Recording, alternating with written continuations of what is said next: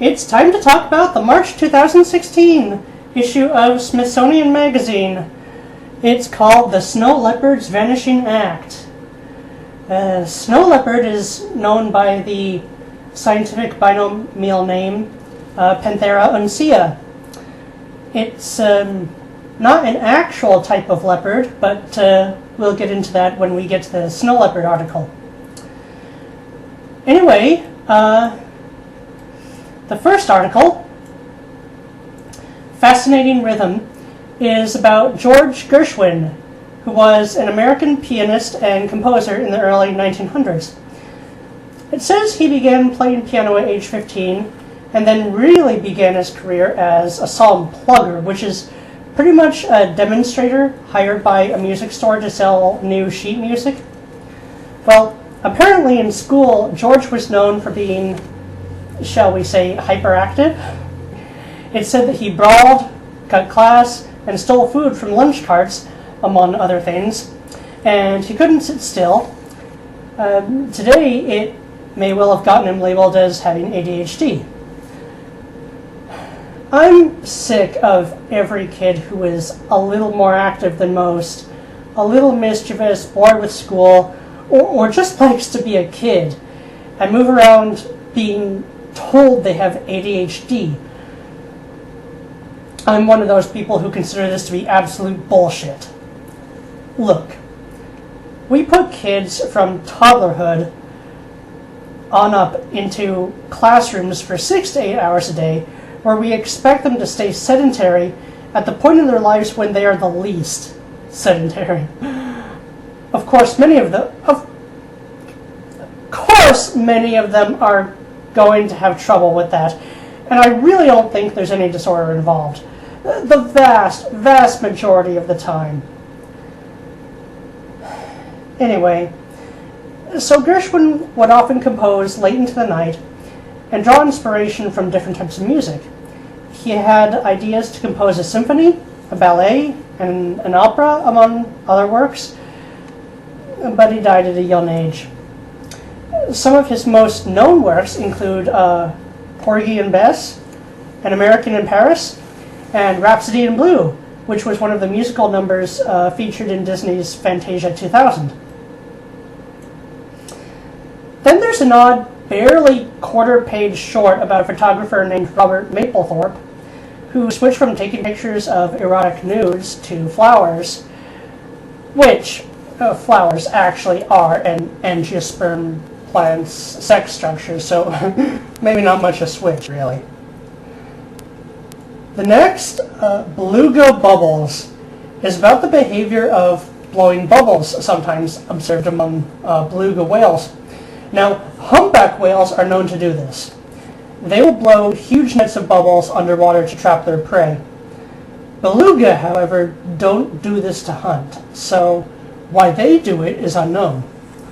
One hypothesis is that they do this to express a sense of companionship with each other, or maybe just as a form of play. It's not yet concluded, but animals of high intelligence will form creative ways to play with their environment and explore.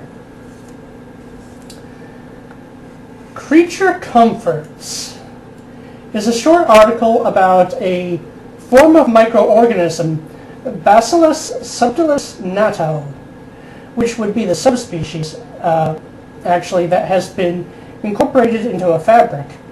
Apparently, when the wearer heats up, the bacteria open up tiny holes in the fabric and help the person cool down. And then they close up the holes again when they have cooled. Now, apparently, there's a story about this bacteria called Natto being discovered 1,000 years ago by a samurai who left his steamed soybeans in straw wrapping. And when he opened them, found that they'd been fermented by the straw, becoming sticky and surprisingly tasty, and they've been a delicacy in Japan since. So now, there's a way of attaching this natto to fabric as a biofilm, and the natto react to body moisture and temperature, the only problem being that they haven't figured out yet how to make it withstand washing. Oh well. There's another short one, this time about Dennis the Menace, and another version created for a British cartoon. The American Dennis was created by former Disney animator Hank Ketchum. The British Dennis created by David Law, and apparently neither was aware of the other's creation. And the British Dennis was much more of a delinquent, getting into actual trouble with the authorities instead of merely causing his family and neighbors a bit of admittedly constant trouble. Now there's a little bit about the two different characters representing the different cultural changes that America and Europe were going through at the time of the cartoon's creation, but I found it a little hard to follow. Anyway, the next is about texting and the question of whether it's become detrimental to natural human conversation. I think it certainly is when people are texting frequently, all the time, on their phones, all the time. But plenty of people just use cell phones to send only a few quick and necessary messages during the week. I know cell phones have become these hugely complex mini computers now that can do almost everything electronic, but I myself have never gotten much into them. I'm one of the people who only uses mine for brief and needed rare communications. Any more than that gets a little tedious. Really tedious. Anyway, the article goes into the history of telephones from the beginning, when the very first were only used for necessary communications by businesses or military, or when people absolutely had to talk. But then people wanted to use them to chat with friends and family and stay in touch. And businesses quickly realized that they could capitalize on that. Not long after, the same question was being asked. Is communication via telephone, just like cell phones and texting many decades later, a lesser form of human interaction?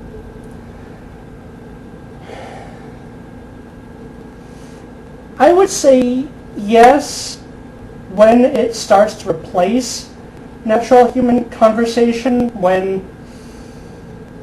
when people start to use it in place of just talking to each other. Although when that line is crossed is slightly different for everyone. Then we come to Missing Saigon, an article about food and restaurants that Vietnamese immigrants have been introducing to the West, particularly in Oklahoma City as it reads. It starts with describing a Vietnamese soup known as pho, which takes forever to make, as it requires simmering beef bones for hours and hours, continuously scraping off the fat. There's a little bit of stories of a family from Vietnam being stranded on Malaysian islands and picked up by soldiers, having barely anything to eat for the journey, and so for many, food is a comfort and a family passion. Then there's the recognized issue of second and third generations not wanting to learn and eat the traditional Vietnamese dishes anymore, many opting instead for a cheesesteak or a pizza, and the understandable cultural concern of this. A lot of the native dishes described in the article actually appear very good, more interesting than a lot of American foods. Although I think something that's often forgotten is that a lot of Americans do enjoy food from other cultures, so I don't think the art is in much danger of being lost as some are worrying about. Okay, so, oh boy, this next article is a long one and complicated. The title is Murdering History, and it begins with Souk al-Midia, it's a place, not a who, which was once one of the most amazing covered markets in the Middle East, drawing visitors from hundreds of miles in every direction, and now it lies destroyed, a wasteland of a war zone. It was one of the 6 sites in Syria that were World Heritage Sites before civil wars broke out, when peaceful protests against President Bashar al-Assad were met with the government's violent retaliation. With the rise in power of ISIS, museums, historical sites, and countless artifacts have been looted, ravaged, and destroyed. So much lost, along with so many lives, in a part of the world that was once an intersection between continents and cultures. Still, some relics and monuments remain, and there are efforts to save what can be saved. Even so, the people trying to preserve their heritage say their role has become gloomy and depressing. There are a couple pages of maps listing sites and artifacts that have been destroyed only within the last couple of years. There's a little sub-story in the article about team-ups between the Smithsonian Institution and students and preservationists throughout the Middle Eastern countries trying to protect and rescue artifacts and historical sites as their mission. This part of the world is being utterly torn apart. Its own history and the whole history of that part of the world, parts that are not theirs to destroy, are being destroyed. Added to that, all the brutality on living people, many of them trying to save their culture and heritage. One of the many such people mentioned in the story is the Syrian archaeologist and head of antiquities for Palmyra, Khalid Al Assad, who was caretaker for the Palmyran archaeological sites for 40 years. Tragically, he was beheaded by an ISIS in August 2015 for refusing to lead them to ancient artifacts that he and his staff had hidden from them. They were cultural heroes. You know what, ISIS? Fuck you. Fuck you all. You are all monsters and cowards for everyone you've murdered and all you've destroyed in the name of your pathetic little jihad tantrum. I wish I could honor all the victims and erase ISIS from history, as if it never existed. But that would come with the unfortunate consequence of no one learning from their mistakes and the lessons that we should be taking from ISIS and what has been unfolding. I really don't know what's going to happen to the Middle East now. Maybe it is going to go to hell for a generation or more, maybe multiple generations. It's impossible to say. And the United States does need to think things through a lot more thoroughly before getting involved in foreign conflicts. Until the time it is attacked within its own borders, and then any nation does need to respond.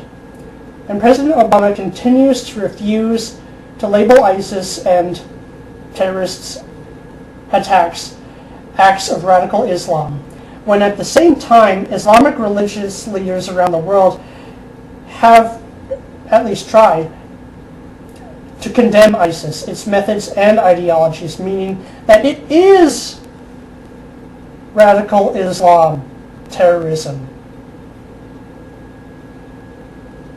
I could spend so much more time talking about everything this article talks about, but that would probably take hours and a whole other video to get through everything, which I may eventually do. But for now, let's move on. If you want to read the article yourself, it's called Murder in History, found in the March 2016 issue of Smithsonian Magazine. Also, if you want to read some of Khalid Al Assad's works, Wikipedia has a list of his texts, as I'm sure plenty of other sites do. Into Thin Air begins with Tanya Rosen, a scientist studying snow leopards. Now, snow leopards, as I briefly mentioned, are not a variety of true leopards, but in fact are more closely related to tigers. True leopards, found in Africa and many parts of Asia, are more closely related to lions. Clouded leopards aren't particularly closely related to any of those. They're a separate branch of big cats entirely. I've heard the idea that they are descendants of the saber-toothed cats, but I'm pretty sure this has been disproven since I heard that. Anyway, Tommy Rosen is a member of Panthera, an American non-profit organization devoted to the preservation of big cats around the world. What they've done in the Tian Shan Mountains of the Himalayas is to work with local hunters and farmers to set up camera traps to watch the snow leopard populations. And there seems to be some increase in them, some rebound in the numbers. In many cultures in this region, the snow leopard is considered to be a sacred animal, beautiful, and so mysterious because sighting, let alone tracking them, is made extremely difficult by the snow, the altitude, and the mountains. Still, even so, the hunting for snow leopard pelts and parts, body parts for, well, the pelts for trophies, snow leopards and snow leopard cubs themselves for private collections, and body parts to use in traditional medicines, has pushed the big cat to fewer and fewer numbers, estimated by the World Wildlife Fund to perhaps around 6,000 today, spread thinly over the mountains. It's a species labeled as threatened, officially, not yet severely endangered, but the real truth is we're not sure. Another problem is hunting and farming continuing to encroach on the snow leopard's territory, and some of them may be being killed for being a potential threat to livestock, as many predators in North America once were. The problem with that is the low-growing vegetation on these mountains is vulnerable to overgrazing, and with too many herbivores, if the plants are chewed down to the soil may well not be able to support plants again. So you need predators to keep the grazing in check, whether through predation or by their very presence, and people are realizing this. So what Panthera is doing, working with locals to set up, is working with the people to set up nature conservancies, protected areas where they can watch and monitor and preserve the wildlife in exchange for charging visitors to hunt game. So wild animals are protected while the villagers can make money in the process from the game hunting, I guess some tourism, and preserve their natural resources because they need their own resources to do so. Okay, Poweron is about the origin of personal computers. June 29, 1975, Steve Wozniak experimented with a circuit board and monitor, and it worked. This was the start of the Apple I computer. Before that, in the 1960s, a mini computer was the size of a refrigerator and cost tens of thousands of dollars. The first personal computers, affordable for a family instead of the government or university or research institution, didn't come along until the late 70s, early 80s, and even then printers were quite expensive for a while. Wozniak, who had long been experimenting with video displays, designed the Apple so it could be plugged into any television display and use almost any keyboard. So even though it didn't do that much in the beginning, it had versatility. This more easily allowed experimentation, and a year later, he and Steve Jobs co-founded Apple Computer, set up in their garage, and then pulled this kid from the street who happened to be interested in what they were doing.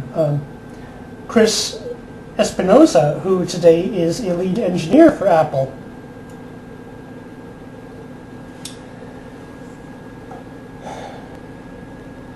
The Raging Rebellion of Jones Country is a long and very detailed story about a poor white farmer named Newton Knight, who, beginning in the early 1860s, began a rebellion against the Confederacy in Mississippi, and in 1864, with his allies, overthrew the Confederate authority in Jones County and named it the Free State of Jones.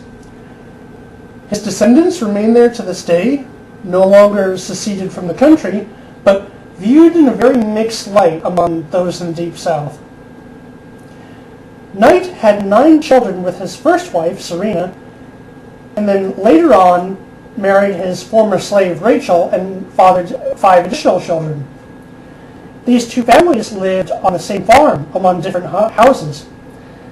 Newton and Serena had separated but never divorced. I'm not sure what the double family dynamics would have been like, but the children were alienated by whites and blacks alike. Whites are not the only racists in the world, people, far from that. And so they eventually took to marriages among half-siblings. Now, anyone familiar with the consequences of inbreeding are well aware that it's biologically a bad idea.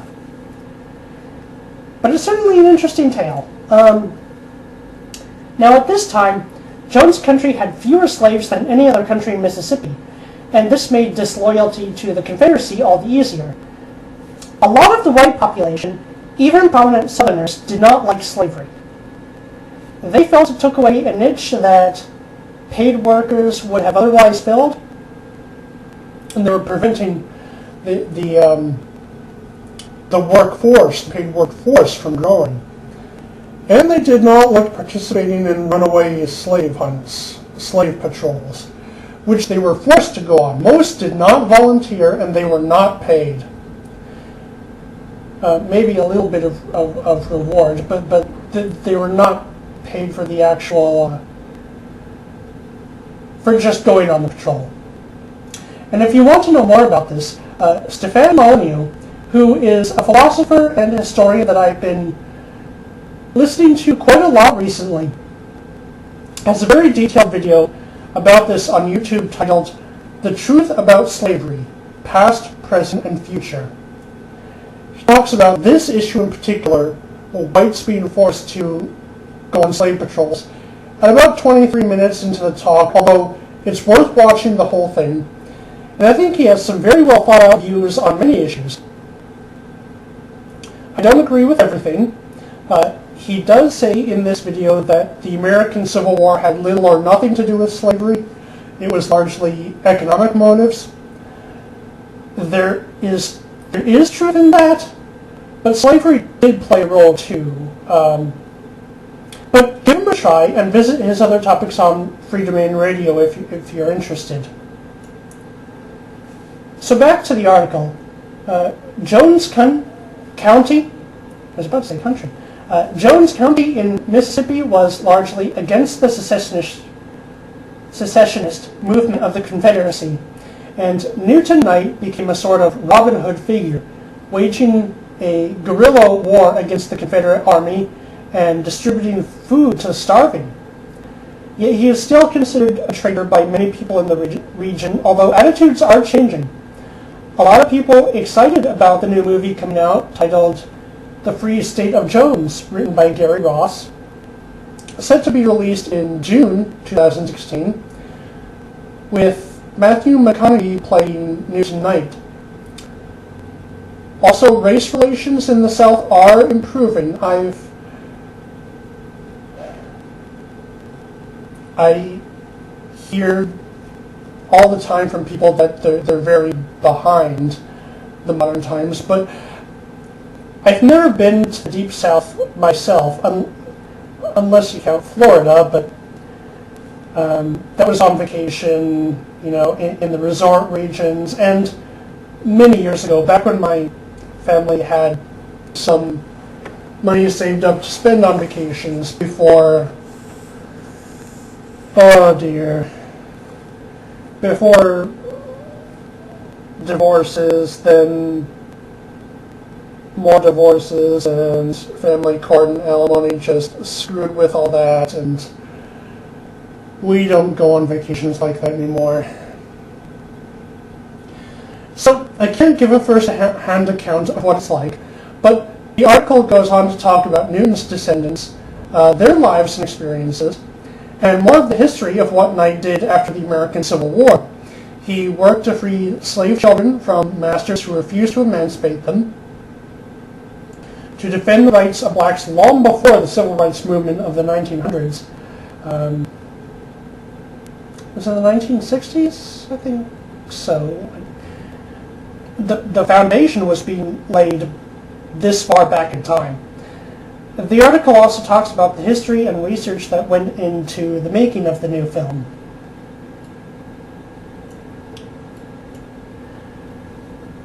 A Lost World, which is also the title of the famous Arthur Conan Doyle novel and of the sequel to Jurassic Park.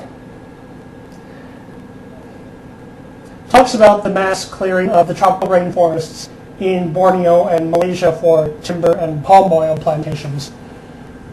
Palm oil has become a $40 billion industry, and the global demand results in rainforests being cleared and thus the destruction of habitat of countless species, many of them endemic, as well as the territories of Aboriginal hunter-gatherers that still live in the forests. According to research and estimates from the World Wildlife Fund, Borneo's rainforests alone hold 6% of the planet's plant and animal species. 6% doesn't sound that big, but compared to the Earth, Borneo is quite small, and tropical rainforests all over the world are one of the most diverse and productive ecosystems of all alongside coral reefs. So if we lose them, it is a big problem. And yet, the issue of forests being cleared for human industry and habitation is not an easy problem to solve or reverse. I will say that clearing rainforest for crop farming, that really doesn't work. For the simple reason that nutrients don't stay and build up in the soil like they do in temperate regions.